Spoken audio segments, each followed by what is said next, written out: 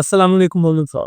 والسلام ورحمۃ اللہ وبرکاتہ۔ مولوی صاحب، رمضان کا مہینہ چل رہا ہے، جی الحمدللہ۔ وہ اس سلسلے میں آپ سے رہنمائی چاہیے تھی کہ رمضان میں کیا اعمال ہونا چاہیے، رمضان کیا فضیلت ہے اور ایک مسلمان کو کیا کرنا چاہیے رمضان سے ساری برباد کو سمیٹنے کے لیے۔ جی بسم اللہ الرحمن الرحیم۔ الحمدللہ، اللہ پاک کا بڑا احسان ہے کہ اللہ تعالیٰ نے دوبارہ ایک دفعہ پھر زندگی میں رمضان کی سعادت نصیب فرمائی۔ یہ مہینہ بہت زیادہ اہم اس لیے بھی ہے کہ اللہ رب العزت نے وحی کے ذریعے جتنی بھی کتابیں نازل فرمائی ہیں، وہ زبور ہو، تورات ہو، انجیل ہو یا قرآن مجید ہو، اس کے لیے اللہ تعالیٰ نے اسی مہینے کا انتخاب فرمایا ہے کہ رمضان کے مہینے میں ہی نازل ہوئی۔ قرآن مجید لوح محفوظ سے آسمان دنیا پر ایک وہلہ میں نازل ہوا ہے، پھر وہاں سے نجمن فنجمن تھوڑا تھوڑا 23 سال میں پورا ہوا ہے، لیکن اوپر سے جو نزول ہے اس کا وہ رمضان المبارک میں ہوا۔ اب یہ سوچنے کی بات ہے کہ اللہ تعالیٰ نے اوقات تو بے شمار بنائے ہیں، لیکن ان میں جس وقت کا انتخاب اللہ تعالیٰ فرماتے ہیں، لا محالہ اس میں کوئی نہ کوئی حکمت ہوتی ہے۔ تو رمضان کے اندر برکات اللہ نے باقی مہینوں کے اعتبار سے زیادہ رکھی۔ یہ بالکل ایسے سمجھ لیں کہ جیسے ہماری مساجد ہیں الحمدللہ نماز کے لیے، ان کی برکات ہیں، لیکن حرم کی جو مسجد ہے، حرم مکہ جو ہے یا حرم مدینہ جو ہے، وہاں کی بات ہی الگ ہے کہ بیت اللہ بھی اللہ کا گھر ہے، باقی مساجد بھی اللہ کا گھر ہے، لیکن بیت اللہ کی بات ہی الگ ہے۔ اسی طرح 11 مہینے بھی اللہ کے مہینے ہیں، اللہ کے لیے عبادت کرتے ہیں ہم اس میں، اور اللہ تعالیٰ سے قبول فرماتے ہیں، لیکن رمضان کی شان ہی الگ ہے۔ ان مہینوں میں رمضان کی شان الگ ہے، اور شان کی وجہ کیا ہے کہ اللہ کا جو پیغام دنیا میں انسانوں تک پہنچا ہے اس کا نزول اسی مہینے میں ہوا۔ ایک تو یہ وجہ ہوگا۔ دوسری، حضور نبی کریم صلی اللہ علیہ وسلم رمضان المبارک میں کثرت سے تلاوت فرماتے تھے جبرائیل امین سے، حالانکہ آپ پر قرآن مجید نازل ہوا، آپ ہی اس کے معلم اول ہیں، سکھانے والے ہیں لوگ، اس کے باوجود آپ اس کی تلاوت کروا رہے ہیں۔ تو یہاں سے معلوم ہوا کہ سمجھنا قرآن مجید پہ ایک الگ عمل، اس کی وہ تفسیر ہے، اس کے اندر بے شمار گہرائیاں ہیں، سمندر ہیں، موتی ہیں، لیکن مستقل اس کی تلاوت کرنا ایک الگ چیز ہے، ٹھیک ہے نا؟ تو اس لیے ہمیں چاہیے مسلمانوں کو کہ رمضان کی برکات کی حصول کے لیے جتنی زیادہ ہو سکے تلاوت کریں، اس لیے کہ باقی اعمال تم کرتے ہی رہتے ہیں، روزہ تو رکھنا ہی ہے، ہم نے روزہ تو ہم نے رکھنا ہے، وہ تو فرض ہے، تراویح پڑھنا سنت ہے، لیکن تلاوت قرآن مجید کی طرف توجہ کم ہوتی ہے لوگوں کی۔ تو قرآن مجید کا رمضان کے ساتھ جوڑ ہے، یعنی آدمی رمضان پائے اور تلاوت نہ کرے، یہ محرومی کی بات ہے۔ تو اس میں رمضان میں ایک تو سب سے زیادہ عمل یہ کرنا چاہیے کہ تلاوت جب وقت ملے قرآن مجید پڑھنا چاہیے، لازمی۔ اور دوسرا، روزہ کسی صورت میں نہ چھوڑے، فرض ہے۔ جہاں باقی ہم مشقتیں اٹھاتے ہیں، یہ مشقت بھی نہیں ہے، رکھنے پر آتے ہیں تو چھوڑنا مشقت ہے، صحیح۔ یعنی جب آپ روزے کے عادی بن جاتے ہیں تو چھوڑنے کے لیے ایسا لگتا ہے کہ تمہیں پہاڑ ٹوٹ پڑا ہے۔ تو کوئی اللہ تعالیٰ نے انسانی طبیعت ایسی بنائی ہے کہ جس پر یہ اپنے آپ کو ڈیولپ کر لیتا ہے، وہ اس کو آسان معلوم ہوتی ہے۔ اور تراویح کا اہتمام، پھر کئی لوگ وظیفے پوچھتے ہیں کہ جس وظیفے کیا ہونے چاہیے، نیکیاں کیا ہونی چاہیے۔ اصل نیکی یہ ہے کہ اس مہینے میں گناہ نہ ہونے پائے۔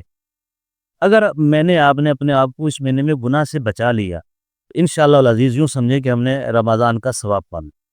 ویسے جو عمومی اس کے فضائل ہیں کہ عام حالت میں آپ 1 روپے خرچ کریں تو 1 کا ثواب ملتا ہے یا 10 کا مل جاتا ہے، رمضان میں اس ایک نیکی 70 گنا اللہ تعالیٰ بڑھا دیتے ہیں، نماز بھی اسی حساب سے بڑھ جاتی ہے۔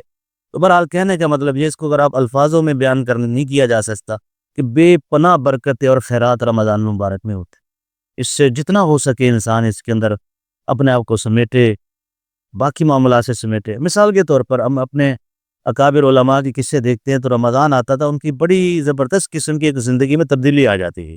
شیخ الحدیث مولانا زکریا رحمۃ اللہ علیہ تو لوگوں سے ملنا جلنا ہی چھوڑ دیتے تھے کہ بس جی یہ مہینہ اللہ کا ہے، صبح تلاوت، دوپہر کو تلاوت، شام کو تلاوت، تراویح میں قرآن، تراویح کے بعد قرآن، بس قرآن اور تلاوت اور رمضان، قرآن اور رمضان، یہ تال میل کا ثابت ہے۔ بے شمار واقعہ تھا۔ ہم اپنے دور میں کم از کم اتنا تو کر سکتے ہیں کہ اگر کوئی آدمی مثال کے طور پر ملازم ہے سرکاری، اب دفتر مثلاً آپ کو کتنے بجے لگتا ہے صبح؟ آج کل 9 بجے، 9 بجے، اب 9 سے شام تک آپ مصروف ہوئے، رمضان کی وجہ سے چھٹی میرے خیال پہلے بھی ہو جاتی ہے، بات ہے کہ سحری کے بعد 9 بجے تو آپ اپنے گھر میں ہیں نا، فارغ ہے۔ آپ اس وقت معمول بنا لیں کہ میں روزہ رکھنے کے بعد 1 پارہ 2 پارہ پڑھ کر ہی سوؤں گا یا آرام کروں گا یا دفتر جاؤں گا۔ تو اپنی زندگی کا یہ نظام بنانا چاہیے۔ دکاندار ہے مثال کے طور پر، اب دکاندار اپنی دکان پر بیٹھا ہے، گاہک آیا تو گاہکوں کو نپٹا ہے، روزی حلال کما رہا ہے، لیکن جب گاہک نہیں ہے، اب بجائے اس کے کہ خالی اس دن بیٹھا ہو، تسبیح پکڑ لے، آ رہے تسبیح کر، وہ ملائیشیا کے ملک میں کتنا اچھا نظام ہے کہ وہ تو سڑک کے کنارے انہوں نے قرآن مجید رکھے ہوئے ہیں، قرآن مجید پڑھا ہو، باوضو بیٹھا ہو، جب گاہک نہیں ہے قرآن مجید کھول کر پڑھنا شروع کر دے، گاہک آ جائے دیشے کو اس کو بند کر کے رکھ لے، ذکر اذکار کرے، تلاوت کرے، زبانی پڑھ لے۔ اس طرح میں کہتا ہوں جو لوگ حافظ نہیں ہیں وہ تلاوت کے اہتمام نہیں کرتے، اس کی وجہ وہ کہتے ہیں وہ ان کے ذہن بنا ہوتا ہے کہ ہم حافظ نہیں ہیں، حالانکہ نمازی تو ماشاءاللہ ساری ہوتی ہے نا، اور کچھ نہیں۔ جمعے کی نماز تو مسلمان پڑھتا ہے نا، جا کے جمعہ کا نماز ہے، عیدین ہے، اور بھی نماز ہے، الحمدللہ ہمیں اچھا گمان ہے سارے مسلمان نمازی ہوتے ہیں۔ تو جو بندہ حافظ نہیں ہے اسے کچھ صورتیں تو یاد ہونا، کم از کم 3 یا 4 صورتیں سورہ فاتحہ کے علاوہ تو اس کو یاد ہونا۔ تو یہ رمضان میں ان کو بار بار پڑھے، نماز کے باہر بھی پڑھے، یعنی تلاوت کی نیت سے زبانی پڑھ لے گا نا، نماز میں تو زبانی پڑھ رہا تو فرض بھی اس کو آخری 10 صورتیں آتی ہیں، اب ان 10 صورتیں سارے دن میں وہ پڑھے تلاوت کی نیت سے، اسے تلاوت کا ثواب ملے گا۔ اس طرح تسبیحات ہے، درود شریف کی کثرت کی جائے، حضور نبی کریم صلی اللہ علیہ وسلم پر درود شریف پڑھا جائے، اس کے اللہ تعالیٰ فائدہ تو سارا ہمیں ہی ہوتا ہے۔ تو رمضان کو بھرپور، یعنی اس کو ایک مہمان سمجھنا چاہیے، یہ ہمارے پاس مہمان آیا ہے۔ اب مہمان کے انسان جس طرح خاطر مدارے کرتا ہے، اس کی ہر آؤ بھگت کرتا ہے، تو رمضان کے ساتھ بھی ہمارا رویہ اسی طرح ہونا چاہیے کہ بھائی یہ کام بھائی اب بعد میں کریں گے، جی رمضان کے بعد کریں گے، وہ کام تھا یار چھوڑو یار اس کو پڑھ نہیں کرو، اب رمضان کے بعد دیکھیں گے۔ یہ مہینہ نیکیوں کا سیزن ہے، کمانے کا سیزن ہے، اس کا بھرپور اس طرف سے جو ہے نا اکرام کرنا چاہیے۔ اچھا مولانا صاحب، تلاوت کی جیسے بات ہوئی جی تو کیا سمجھ کے پڑھنا افضل ہے یا یار یہ جس نے نہیں پڑھے نا یہ اس ویسے پڑھے گا، میں پہلے بھی اس پر عرض کر چکا ہوں، پڑھنا تلاوت مستقل سوال ہو۔ صحیح؟ یا تو مجھے کوئی اسکالر بڑے سے بڑا یہ کہہ دے کہ جس آدمی کو قرآن مجید کی سمجھ نہیں آتی اور وہ قرآن پڑھتا ہے اس کا حکم تو بتا دینا کہ یہ کچھ نہیں ہوا، نعوذ باللہ اس نے جھک ماری ہے، یہ ان کی جرت نہیں ہے کہنے کی۔ اگر قرآن مجید کے الفاظ پڑھنے پر ثواب ہے تو پھر آپ کیوں پابند لگا رہے ہیں کہ جی سمجھ کر پڑھا جائے، بغیر سمجھ کے پڑھا جائے؟ میں نے ابھی آپ کو سامنے عرض کیا کہ حضور نبی کریم صلی اللہ علیہ وسلم آپ کے قلب اطہر پر قرآن مجید نازل ہوا، ٹھیک، آپ خود عرب ہیں اور اللہ نے فرمایا ان کو قرآن سکھاؤ، ایسی ہے نا جی، اس کے باوجود آپ قرآن مجید کی تلاوت فرما رہے ہیں، آپ کو سمجھ تو ساری کچھ ہے نا، تو تلاوت کرنا کس لیے ہے آخر؟ وہ برکات سمیٹنے کے لیے تو ہے نا، امت کو بھی تو تعلیم دینی ہے نا بھائی۔ اب کہیں کبھی کسی سنا کسی مولوی نے کہا ہو کہ بھائی جنہوں ترجمہ آندا ہے وہ تو قرآن مجید پڑھے، جنہوں نہیں آندا چپ کر کے بیٹھا رہے۔ جب کوئی مر جاتا ہے تو جو قرآن فرانی بلانے بیٹھے تھے وہ آپ سالمین کرتے ہیں کہ جی آپ سمجھ کر پڑھیں، جس کو سمجھ آتا ہے وہ پاروں کو ہاتھ لگائے، جس کو سمجھ نہیں ہو پاروں کو ہاتھ نہ لگائے۔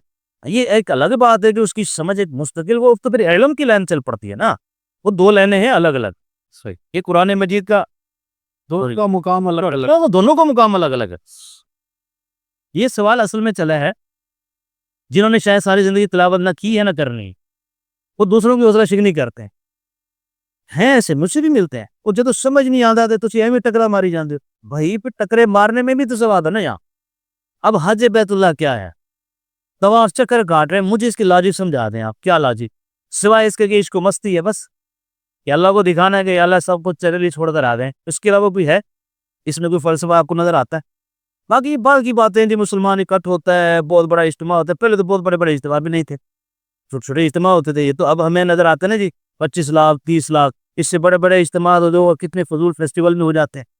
اس لیے اس بات کو بالکل دماغ سے نکال دیں، قرآن مجید پڑھنا ہر حال میں باعث اجر و ثواب۔ البتہ پھر میں آپ کو دلیل دے دیتا ہوں کہ حضور نبی کریم صلی اللہ علیہ وسلم نے فرمایا کہ قرآن مجید کے ہر حرف پر اللہ تعالیٰ 10 نیکیاں دیتے ہیں۔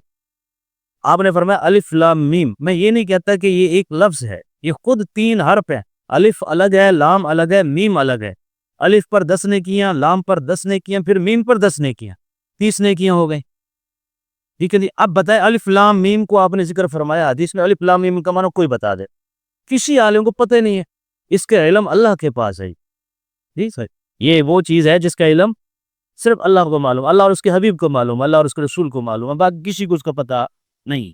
لیکن اس کے باوجود حضور نبی کریم صلی اللہ علیہ وسلم ارشاد فرما رہے ہیں کہ یہ الف لام میم پڑھنے پر 30 نیکیاں ملیں،